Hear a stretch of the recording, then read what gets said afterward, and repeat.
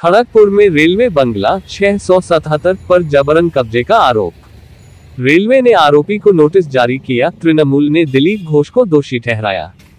खड़गपुर शहर के south side इलाके में स्थित रेलवे बंगला नंबर 677 पर जबरन कब्जे का आरोप।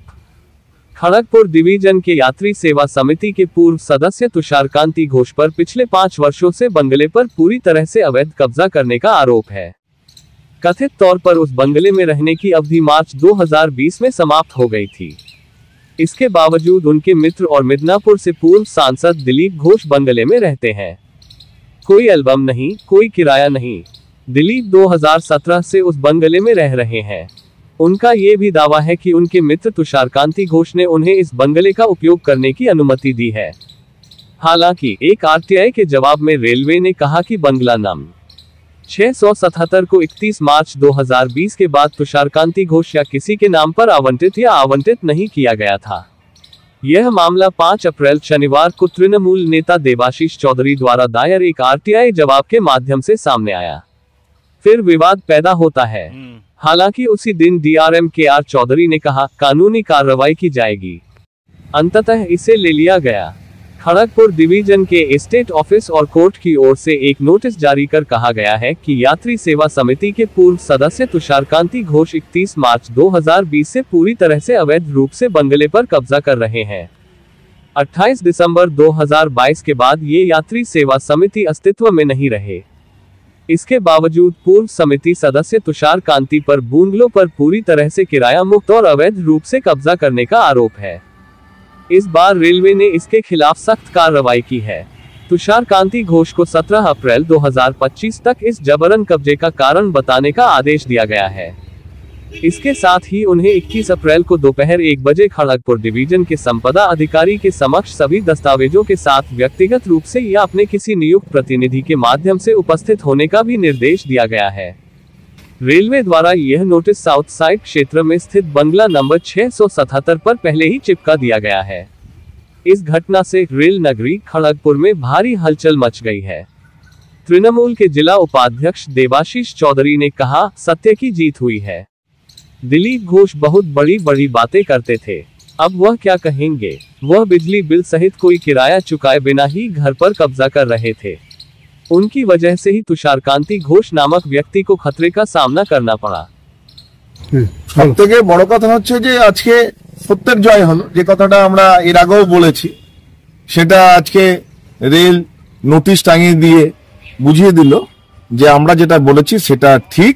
এতদিন ধরে অবৈধভাবে বাংলো দখল করে রাখা, তার জল বিদ্যুৎ ব্যবহার করা এবং সেটা রেলের প্রাপ্য, এবং তুষারকান্তি ঘোষকে চিঠি দিয়েছে, শোকজ করেছে, তাকে ব্যক্তিগতভাবে হাজির হতে বলেছে 21 তারিখে। তো সত্যের জয়, এবং আমরা সেটা নোটিশ দিয়ে জানতে চেয়েছিলাম, তথ্য জানার অধিকার আইনে সেটা প্রমাণিত হলো। এই যে ইলেকট্রিক জল ওখানে বেআইনি ভাবে তাহলে নেওয়া, হ্যাঁ, বেআইনি ভাবে দখল করে রেখে রেলের জল বিদ্যুৎ ঘর ব্যবহার করছিলেন একজন আইনসভার প্রাক্তন সাংসদ। দাদা, ওর জন্যই কি তুষারকান্তিকে আজকে তো তুষারকান্তি ঘোষকেই জবাব দিতে হবে, যেহেতু তুষারকান্তি ঘোষের বাংলোতে ছিল। এবং এই দায়টা ডিআরএম এড়িয়ে যেতে পারে না। ডিআরএম জানে না, এটা তো হতে পারে না তার বাংলোর অনতি দূরে দিলীপ বাবু থাকছেন বাংলোতে, তার উল্টো দিকে সিনিয়র সিকিউরিটি কমিশনার আরপিএ রয়েছে, কেউ জানে না, সে তো হতে পারে না।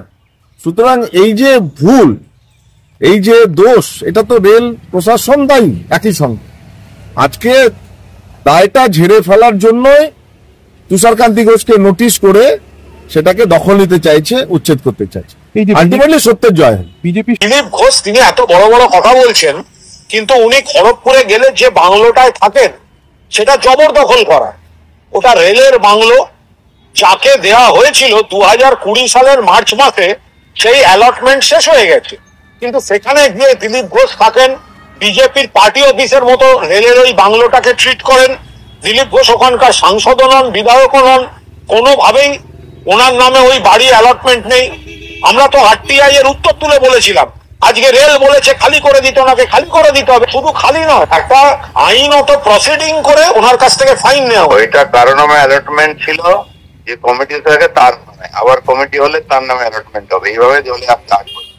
আর টিএমসি তো ফাটছে কেন? পুরো খড়গপুর থেকে দখল করে চুকে খেয়ে নিচ্ছে। পাড়ায় পাড়ায় অফিস কার অনুমতি নিয়েছে, কাকে পয়সা দিয়েছে? বাড়ি বানিয়েছে, বড় বড় এসি লাগিয়েছে, বিশাল বিশাল বিল্ডিং, ব্যবসা করছে ওখানে নেতারা। তাদের কিসের কষ্ট? দিলীপ ঘোষ কি ব্যবসা করছে ওখানে? দিলীপ ঘোষের টাকা নেই, তাই কবজা করে বাড়ি করতে পারে না। সরকারি ভাঙা বাড়ি ছিল, সেটাকে রিপেয়ারিং করা হয়েছে অনেক কন্ডম গাছে। এটাকে অ্যালার্ট করিয়ে আইনি ভাবে ওখান থেকে আমি এত বছর লোককে পরিষেবা দিয়ে এসেছি, এখনো দিচ্ছি না। পার্টি অফিস না কিছু, আমি থাকলে লোকে আসে দেখা করে, তারপরে তালা বন্ধ থাকে। তো কুণাল ঘোষের শরীর খারাপ হয়ে যাচ্ছে কেন? ওখানে প্রদীপ যে চেয়ারম্যান ছিল তাকে বলুন না, সে বিরাট করে এসি অফিস বানিয়েছে, ওদের কাউন্সিলর বড় এসি অফিস বানিয়েছে, সব রেলের জায়গায়। পারলে একটা অফিস ছেড়ে দিক, ওদের তো নোটিশ দেবে না, কারণ জবরদস্তি। দিলীপ ঘোষের নামে কোথাও কিছু নেই, আর দিলীপ ঘোষের টাকাও নেই, নামও নেই। তোমরা পশ্চিমবঙ্গে এতগুলো অফিস, ওদের হেড অফিস আর বাকি কটা পেপার আছে ওদের কাছে? চোখ দেখিয়ে ছাড়বো, আমি বললাম কোথায় ছাড়বো? তাহলে ওই অফিসগুলো আগে, ওই অফিসগুলো ভাঙুক, তারপরে দিলীপ ঘোষ দেখে নেবে।